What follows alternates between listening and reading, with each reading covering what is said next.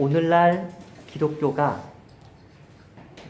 많은 사람들에게 외면받는다고 저는 느끼고 있습니다. 기독교인이라고 그러면 사람들이 배척합니다. 내가 교회 다닌다고 하고 신앙을 가지고 그 힘으로 살아간다고 하면 사람들이 나를 마치 외계인 쳐다보듯이 쳐다봅니다. 오늘날 기독교가 사람에게 외면받는 이유는, 특별히 비신자들에게 외면받는 이유는 우리 주변에 많은 기독교인들이 하나님의 은혜를 너무나 당연한 것으로 생각하기 때문인 것 같습니다. 하나님의 은혜를 당연하게 생각하는 사람은 특징이 있는데 내 삶 속에서 자신의 삶에 감사가 없습니다. 또 타인의 삶을 존중하지 않습니다. 하나님의 은혜를 아는 사람은 내가 주님의 은혜를 받을 만한 사람이 아님에도 불구하고 하나님의 은혜를 받았다는 사실을 알기 때문에 늘 겸손하고 감사합니다. 그런데 오늘날 비신자들이 기독교인들을 대할 때 저는 그렇다고 느낍니다.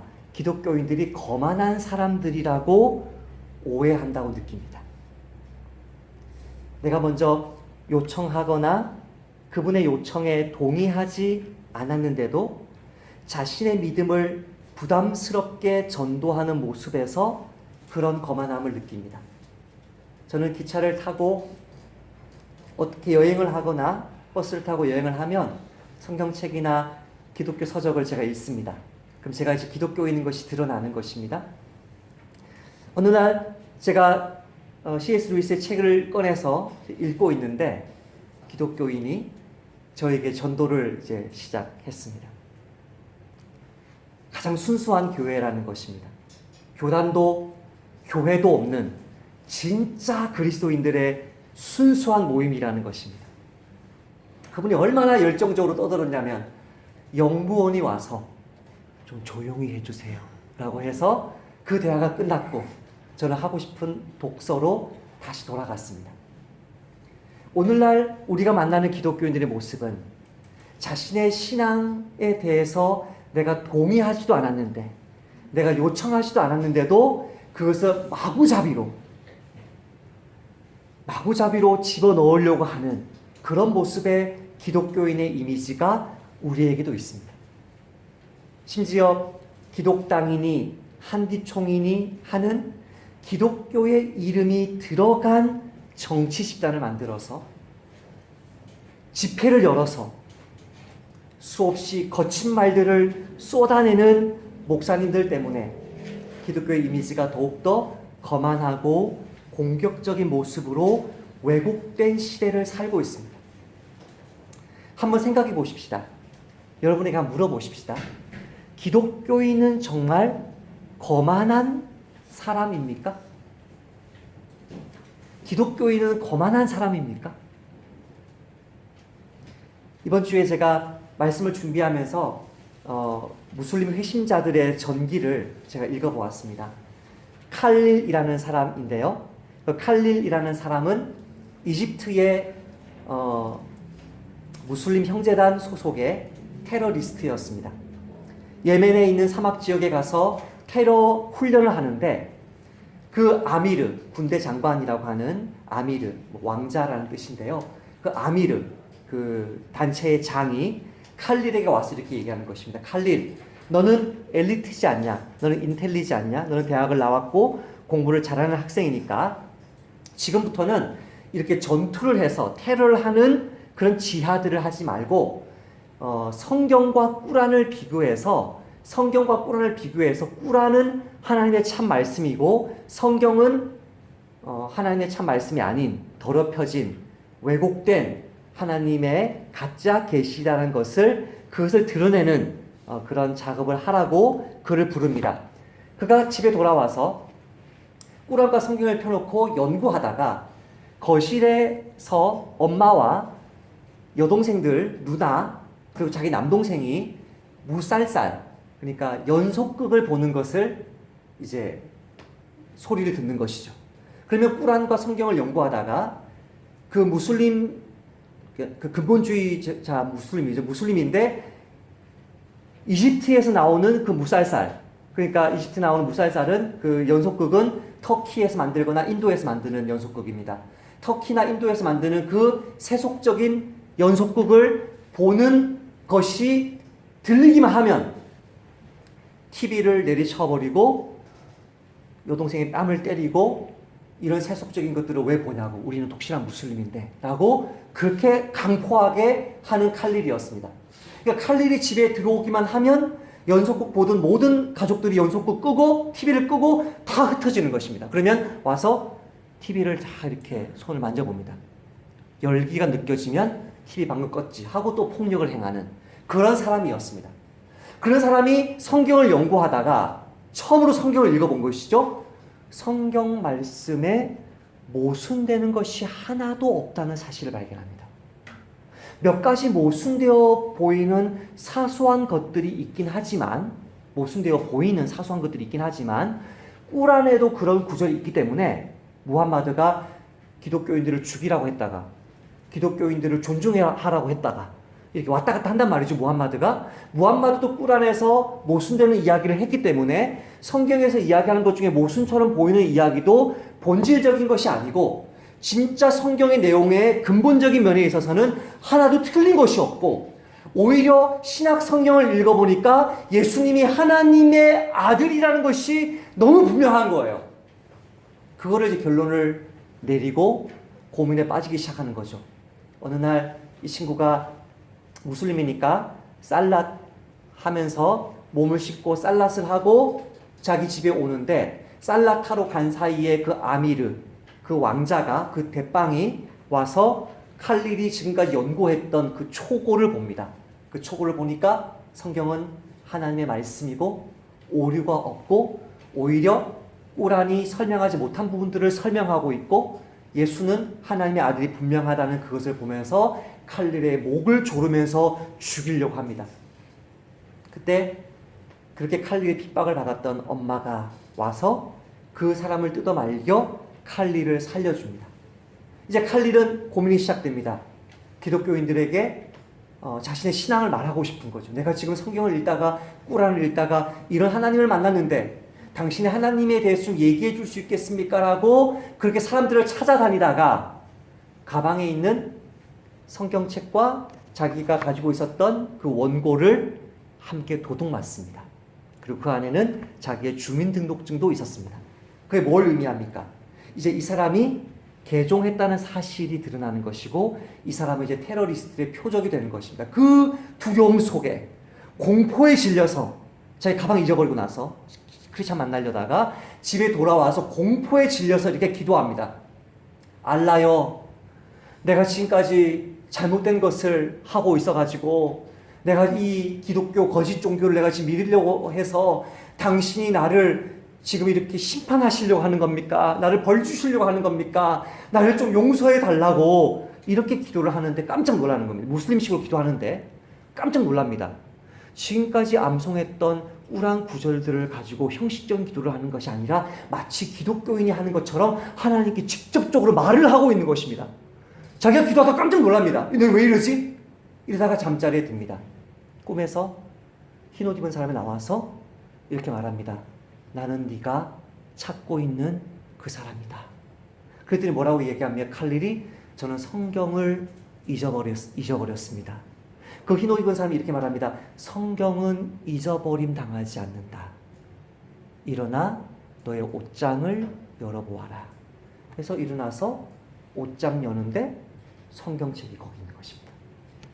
그날 잃어버린 그 성경책이 아이디 카드는 없고 원고도 없고 성경책만 거기에 딱 놓여 있는 것입니다. 그것을 보고 이 사람이 당장 가장 먼저 한 것이 무엇인지 아십니까? 지금까지 자기가 그렇게 강포하게 괴롭히고 뺨을 때리고 했던 그 엄마, 가족들, 이웃들 찾아가서 용서를 비는 것으로 사람의 180도 변합니다. 그렇게 180도 온유하게 변한 그 칼릴을 보면서 그 사람을 경계하던 이집트에 있는 기독교인들이 칼릴을 공동체에 맞아주고 목숨을 걸고 사람들이 칼로 찌르고 때리고 핍박하는데 목숨을 걸고 주님의 복음을 전하는 사람으로 돌변합니다. 여러분, 기독교인은 어떤 사람입니까? 기독교인은 거만한 사람입니까? 아니요.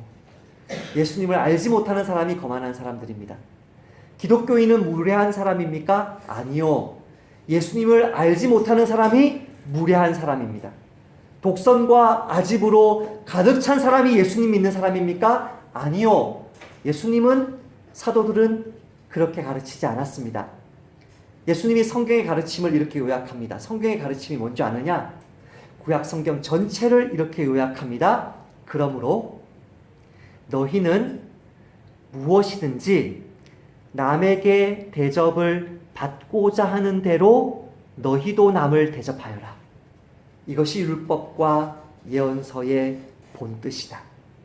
따라서 합시다. 내가 대접받고 싶은 대로 내 직장 동료를, 내 가족을, 내 성도들을 대접하자. 그게 성경 전체의 핵심 메시지. 이것이 은혜를 아는 자입니다. 사도 바울은 목사의 모습을 이렇게 요약합니다.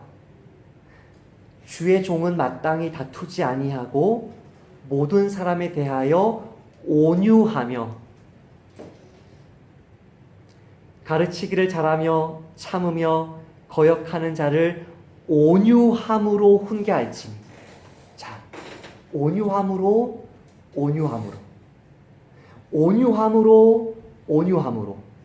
왜 온유해야 되냐면, 혹 하나님이 그들에게 회개함을 주사 진리를 알게 하실까 하며 그들로 깨어 마귀의 올무에서 벗어나 하나님께 사로잡힌 바 되어 그 뜻을 따르게 하실까 함이라. 불신자는 지금 누구에게 잡혀 있습니까? 마귀의 올무에 잡혀 있습니다. 덫에 걸려 있습니다. 그들은 지금 회개하지 않은 상태에 있습니다. 지옥 갈 상태에 있습니다. 그러나 사도 바울은 그 사실을 알지만 온유하게 인내하면서 참으면서 거역하는 자를 받아주면서 그렇게 복음을 전합니다. 사도 바울이 가지고 있는 교회론은 제세례파의 교회론과 다릅니다. 순수한 신자들만 모인 교회가 교회라는 것이 제세례파죠. 그래서 성인 세례만 주죠. 순수한 성도들만 모인 곳이 교회다라는 그 교회론에 반대합니다. 그 교회 안에는 진리를 거역하는 사람들이 함께 모여 있는 것입니다. 신자와 불신자가 섞여 있는 곳이 교회입니다. 그러니까 하나님의 은혜가 없으면요, 교회만큼 위험한 공동체가 없습니다. 하나님의 은혜가 없으면요, 교회만큼 말 나는 곳이 없습니다. 하나님의 은혜가 없으면요, 교회만큼 다투고 싸우기 쉬운 곳이 없습니다. 하나님의 은혜 가운데 온유한 목사가 세워지고 온유한 목자가 세워지고 온유한 성도들이 주를 이루면 그 교회는 교회로 유지됩니다. 현 시대 극우 집회에서 목에 핏대를 세우면서 누구를 사형시켜야 된다는 험악한 발언을 일삼는 그런 목사의 모습은 사도 바울이 가르치는 목사의 모습과 전혀 같을 수가 없습니다. 사도 베드로는 성도의 바람직한 모습도 동일하게 이렇게 말합니다. 너희 마음에 그리스도를 주로 삼아 거룩하게 하고 너희 속에 있는 소망에 관한 이유를 묻는 자들에게 대답할 것을 항상 준비하되 뭐로? 온유와 두려움으로 하고. 나 역시 불신자였습니다. 정죄받아 마땅했던 사람이었습니다.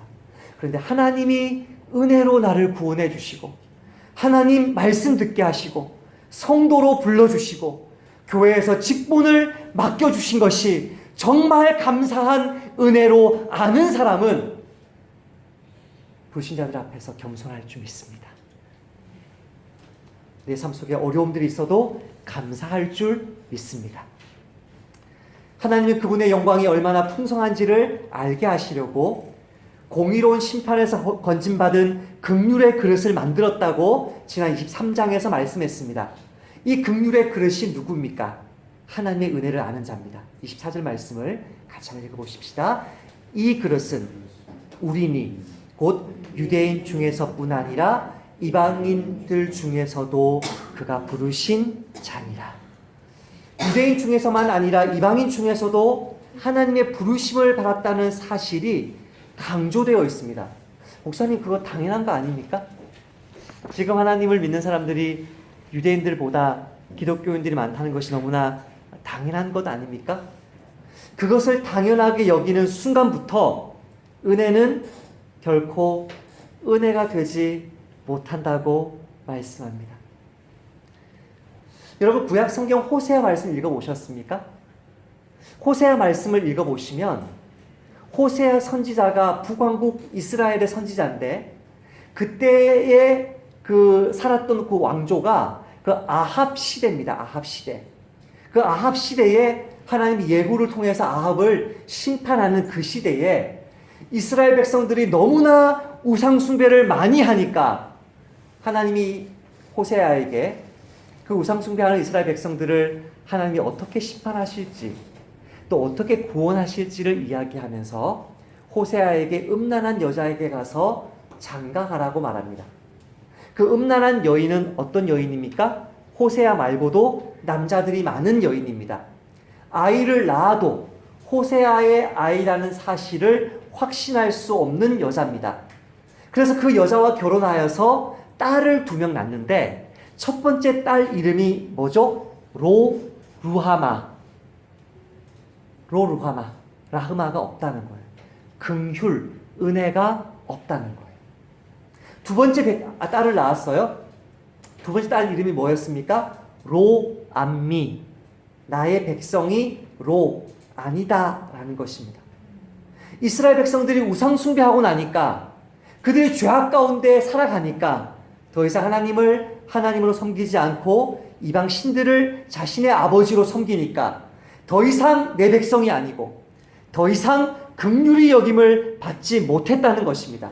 그런데 하나님이 그들의 죄악을 용서하사 긍휼 받은 자로 내 백성으로 불러주시겠다는 것입니다. 누구에 대한 말씀입니까? 유대인들에 대한 말씀입니까? 이방인에 대한 말씀입니까?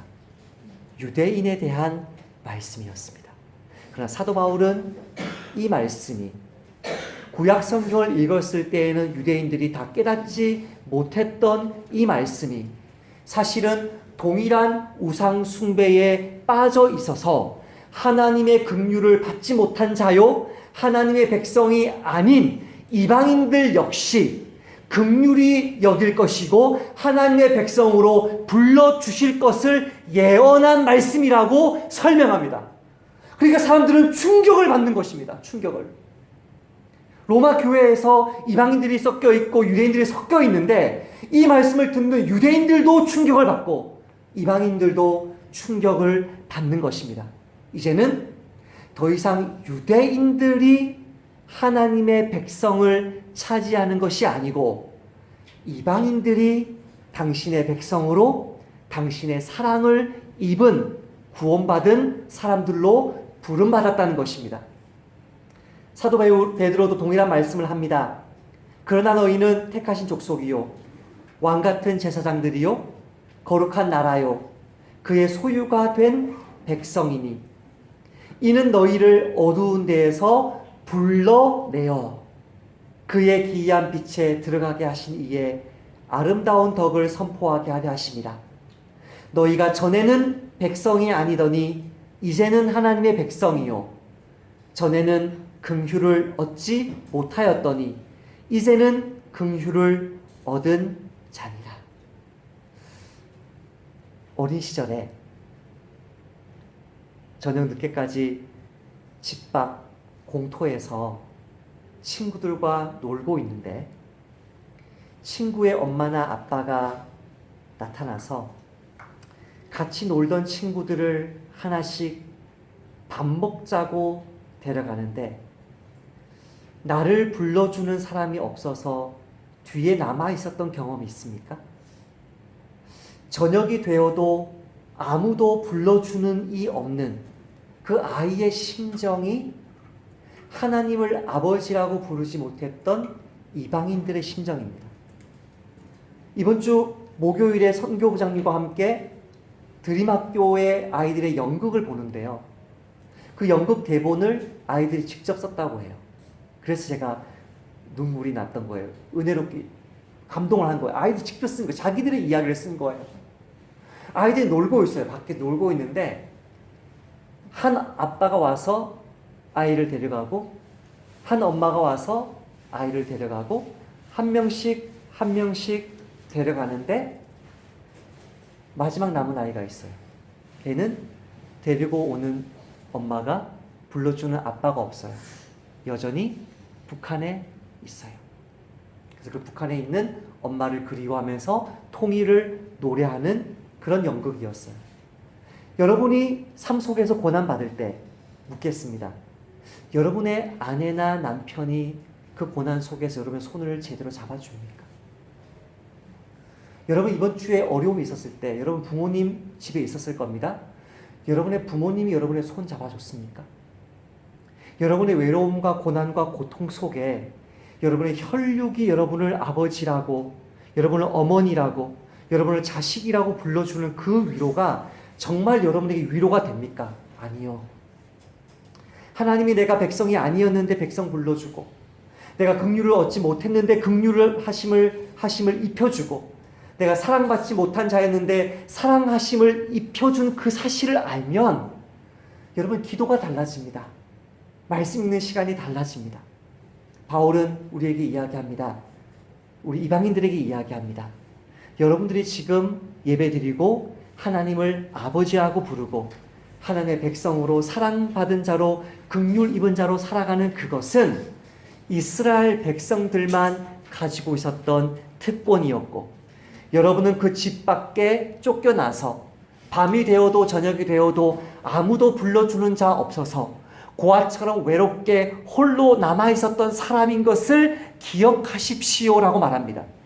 그 사실을 기억한다면 우리 삶 속에 어떤 어려움과 아픔이 있을지라도 어떻게 우리 심령에 감사가 마를 수 있으며 어떻게 다른 사람들 앞에서 거만한 태도로 다른 이웃들을 대할 수가 있겠습니까?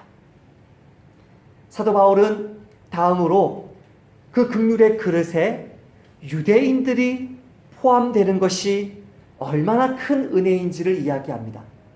27절 말씀을 함께 읽어보십시다. 27절 말씀입니다. 시작. 또 이사야가 이스라엘에 관하여 외치되 이스라엘 자손들의 수가 비록 바다의 모래 같을지라도 남은 자만 구원을 받으리니. 정말 충격적인 말씀이 아닐 수 없습니다. 호세아에서 이스라엘 백성들에게 한 그 이야기가 이방인들에게 적용되었다고 해서 그렇게 큰 충격을 받지 않아도 됩니다. 왜? 여전히 유대인들은 하나님의 백성이라고 생각하고 있으니까요. 그런데 이 말씀에 와보면 달라집니다. 이게 얼마나 충격적인 말씀이고 얼마나 두려워해야 될 말씀인지는 이사야가 이스라엘에 관하여 뭐 했다고요? 외쳤습니다. 너무나 중요한 말씀이니까 크게 외칩니다. 이스라엘 자손들의 수가 비록 바다의 모래 같을지라도 남은 자만 구원을 받을 것이다. 지금 기독교인 인구가 몇 명이죠? 30억입니다. 30억. 30억의 인구가 자기가 기독교인이라고 말하면서 살고 있습니다. 그 30억이 어마어마한 수예요. 30억이. 그 중에 예수님만 나의 구주로 믿고 있는 참 신앙을 가진 사람 몇 명일까요? 전혀 다른 문제입니다.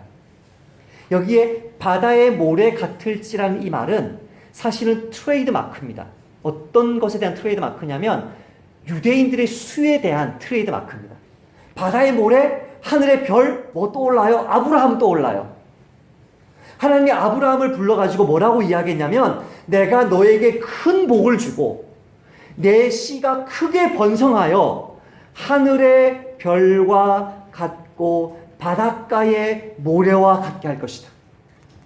이거는 유대인들에게 잊을 수 없는 말씀입니다. 그런데 이사야가 뭐라고 얘기해요? 외쳤어요.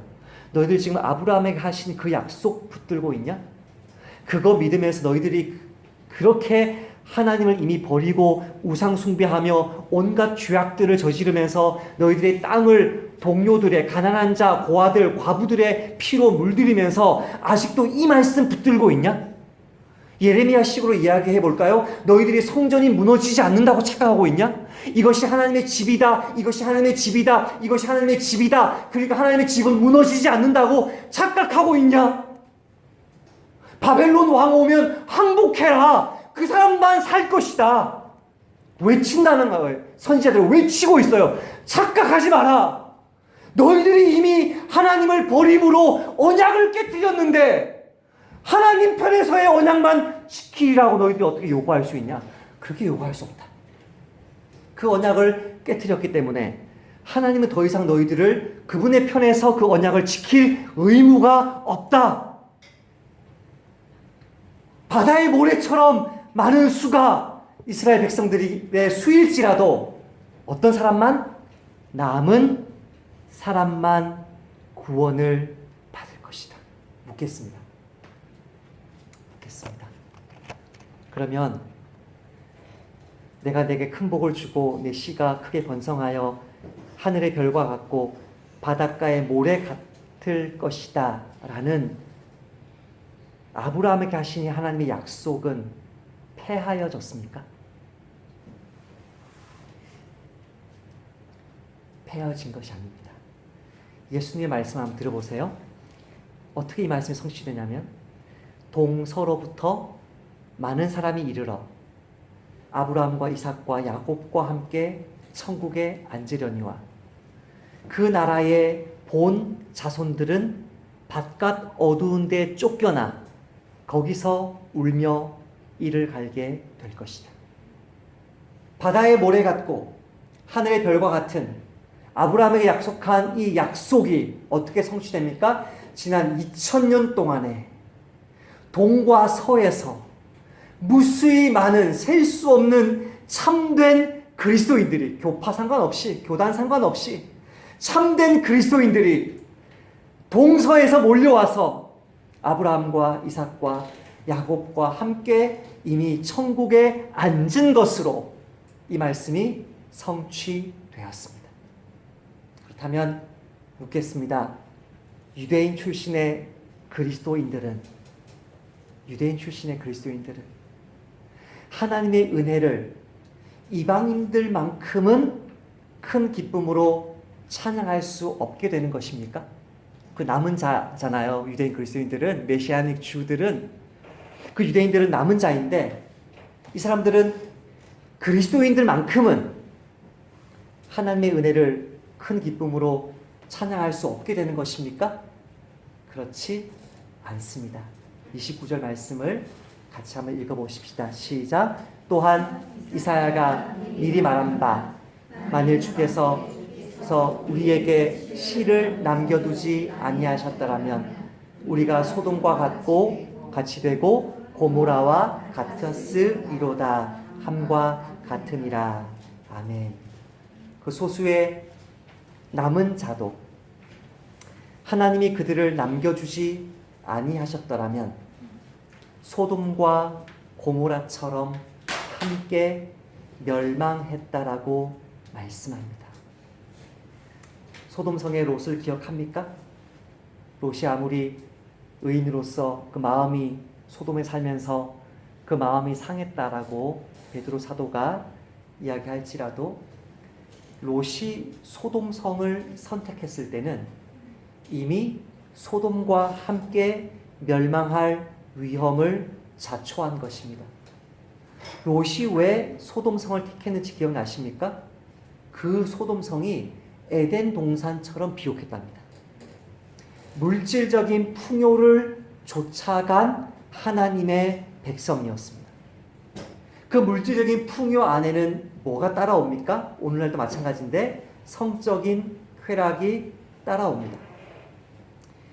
그 롯이 얼마나 물질적인 풍요와 그 성적인 쾌락 속에 깊이 물들었냐면 그곳에서 벗어나 구원받은 롯의 아내와 두 딸이 여전히 소돔의 쾌락을 떨쳐버리지 못한 모습에서 소돔에 살기로 결정한 롯의 그 가장으로서의 책임이 얼마나 큰지를 우리는 창세기에서 봅니다.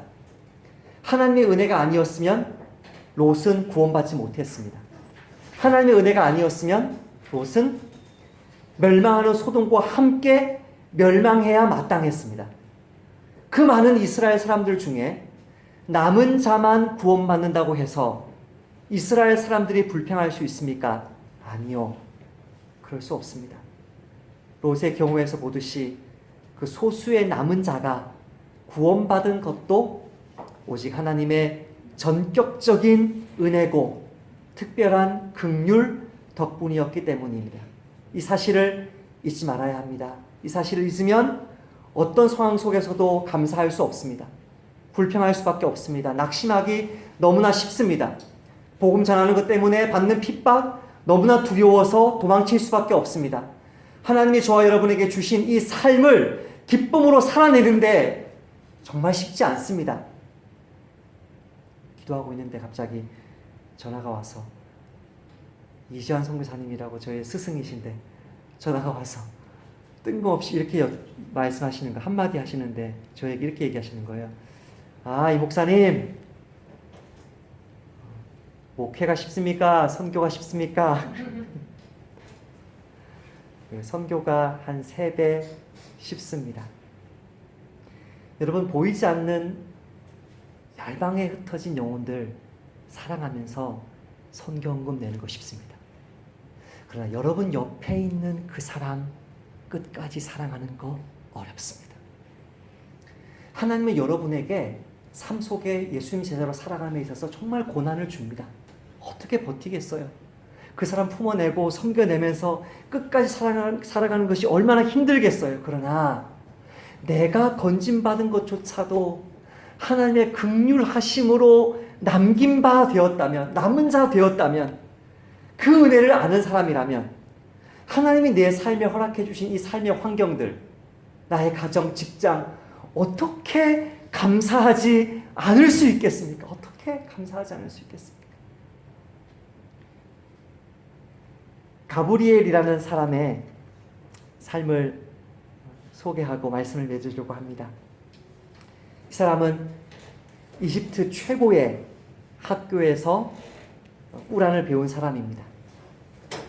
1987년에 20살, 약간 20살의 나이로 모스크의 이맘이 되었습니다.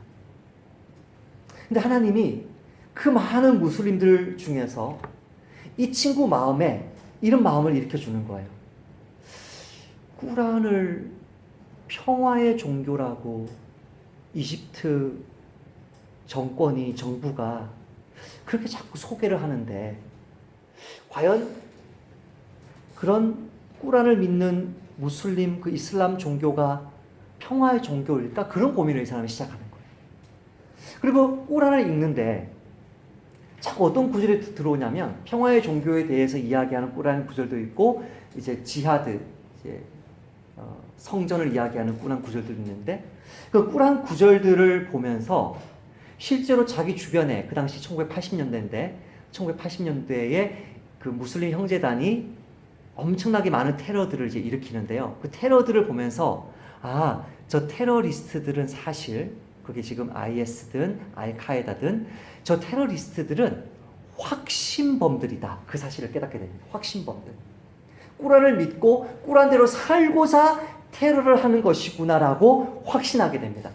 그래서 이 사람이 이집트의 피라미드와 스핑크스가 있는 그 기자시에 있는 모스크 이맘인데 계속 더 꾸란을 연구하려고 알-아르하즈 전 세계 최고의 그 이슬람 학교에서 박사학위를 받고 최연소 교수가 됩니다. 그러면서 아이들에게 정직하게 가르치는 것입니다. 이슬람의 양면성을 가르치는 것입니다. 그런데 학생 중 한 명이 저 교수가 이상한 것을 가르친다고 그렇게 이제 신고를 해서 대학 당국에 그렇게 고발을 합니다. 그렇게 고발을 하면서 대학 당국에 잡혀간 그 사람이 이제 그렇게 고백을 합니다. 대학 당국 앞에서 나는 더 이상 꾸란이 바로 천국이나 알라로부터 왔다고 말할 수 없습니다. 꾸란은 진정한 알라가 내리신 계시일 수 없습니다. 자비하신 하나님이 이렇게 사람을 죽이라고 말할 수 없기 때문이라고 그렇게 고백을 합니다. 그때 가브리엘은 해고되고 이집트 비밀 경찰에 끌려갑니다. 첫 번째 고문은 담뱃불로 그의 손등과 입술을 지지는 것이었습니다. 두 번째는 시뻘겋게 달궈진 그 쇠 부직갱이로 팔을 지지는 것이었습니다.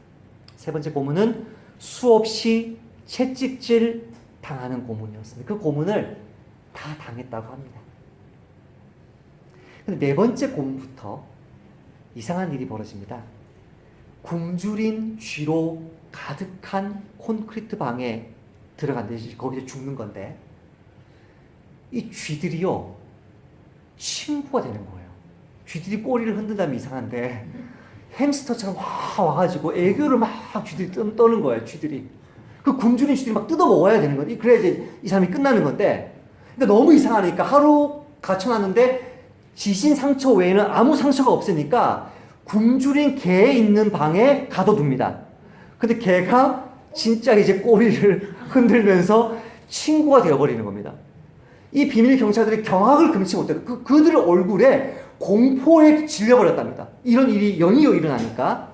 그래서 안 되겠다. 얘를 그냥 평생 독방에 가둬서 이집트 남부, 그 나일강 상류죠. 남부에 있는 평생 독방에 이제 가둡니다. 종신 감옥이죠. 그런데 일주일 만에 그 엄마의 오빠가, 외삼촌이죠. 이 사람이 엘리트입니다. 엄마의 오빠가 이집트 의회 고위직에 있었는데 그 외삼촌에 의해서 풀려납니다. 그리고 아빠가 뭐 하고 있냐 지금 너처럼 성공한 이맘이 어디 있고 너처럼 성공한 교수가 어디 있냐.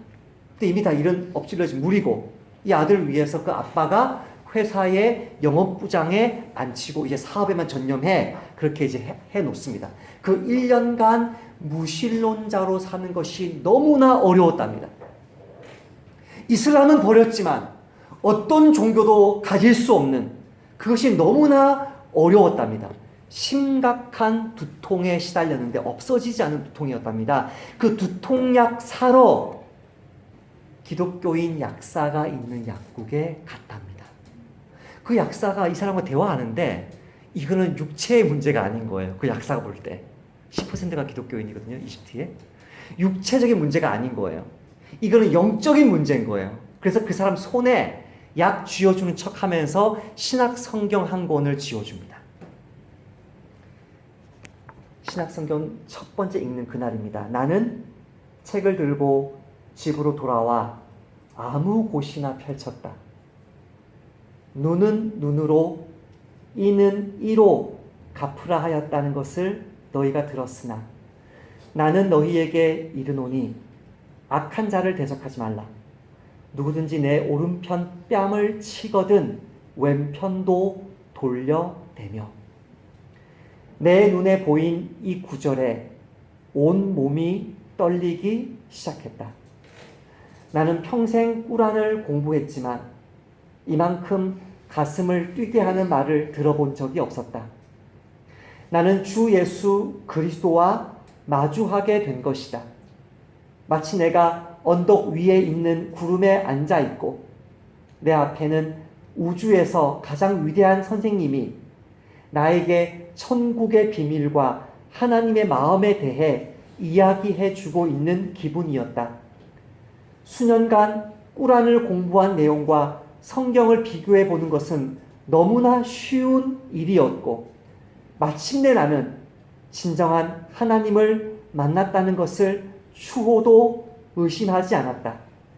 다음날 새벽까지 계속 성경을 읽으면서 밤이 꼴딱 넘어가는 것도 몰랐다. 동이 틀 때쯤에 나는 내 마음을 예수님께 드렸다. 이 가브리엘이 겸손히 아버지에게 전도합니다. 그 아버지가 가브리엘을 쫓아나와서 AK-7 소총으로 정조준에서 가브리엘을 쏩니다. 도망가는데 아버지가 쏜 총알이 귀 옆으로 슉 하고 지나가는 소리를 듣습니다. 그 뒤로부터 가브리엘은 이름을 가명으로 가브리엘이라고 고치고 지금까지 전 세계를 돌아다니면서 무수히 많이 강연하고 책 쓰고 간증하면서 무슬림들을 하나님께로 인도하고 있습니다. 이번 주 제 친구가 이런 말씀 기도를 보냈습니다. 무릇 내가 사랑하는 자를 책망하여 징계하노니 그러므로 내가 열심을 내라 회개하라. 내가 사랑하는 자, 내가 긍휼히 여긴 자, 내 백성이라고 부른 자, 그 사람을 책망하여 징계하노니 내가 열심을 내라 회개하라. 이 말씀 딱 읽는데요, 저의 평생의 고민이 사라졌어요.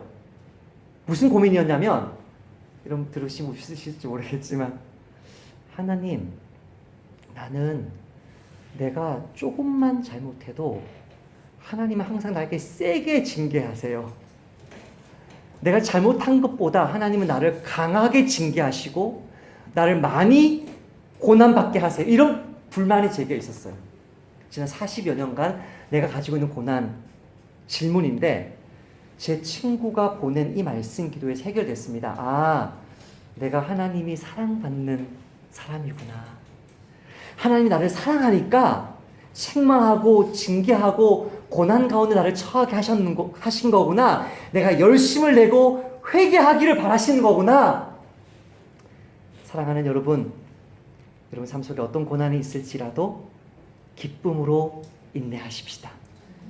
복음을 전하고 예수님 믿는 사람으로 그렇게 살아가는 그 앞에 어떤 장애물이 있을지라도, 나는 이 가브리엘처럼, 아까 그 칼릴처럼, 이 로마서에 나오는 이방인들처럼, 심지어 그 수많은 사람들 중에 몇몇만 구원받았는데 그들조차도 하나님이 구원해 주지 않으면 소돔과 고모라와 함께 멸망하기 마땅했던 그 유대인들처럼 심판받아 마땅했던 나를 살려주신 거구나.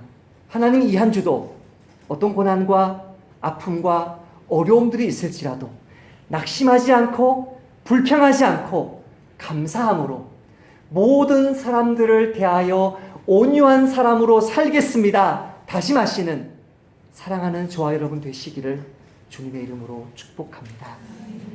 사랑의 주님 감사합니다.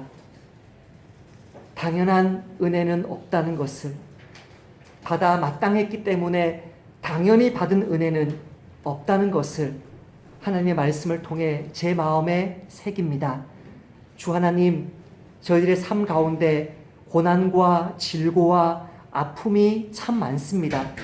나그네 교회 성도들이 또 저도 함께 육체적으로 정서적으로 많이 지친 한 주라고 느꼈습니다. 그러나 주님, 이 은혜가 얼마나 귀하고 복되고 특별한 은총인지를 안다면 우리가 어떻게 불평할 수 있겠습니까? 누구를 탓하고 원망하고 비난할 수 있겠습니까? 사랑의 주님, 이 은혜에 감격해서 이 한 주도 감사와 기쁨이 끊어지지 않도록 도와주시고 우리의 찬양이 진실하고 진정한 것이 되게 도와주시고 내 주변에 용납하기 힘든 그 모든 사람들을 기쁨과 겸손함으로 섬겨내는 나그네 교회 성도들 되도록 은혜 베풀어 주옵소서. 예수님의 이름으로 기도하옵나이다.